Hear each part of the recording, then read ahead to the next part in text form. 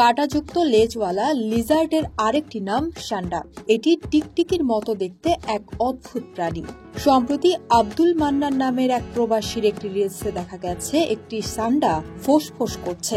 মান্নান বলছেন, ও ভাই রে ভাই, সাপের মতো ফসফস করে, দেখেন, ওয়াও, অসাধারণ।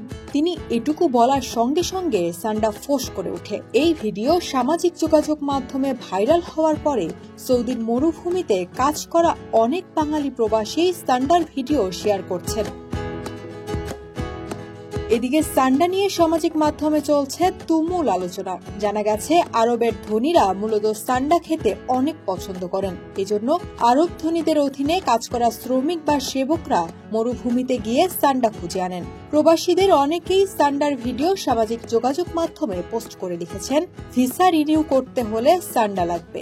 আবার কেউ লিখেছেন, সান্ডা শিকার করতে না পারলে চাকরি থাকবে না। সান্ডা সম্পর্কে জানা যায় এটি এক ধরনের টিকটিকি, কিন্তু এগুলো সাধারণ টিকটিকির থেকে নানা দিক দিয়ে আলাদা। সান্ডার শরীর মাংসসল।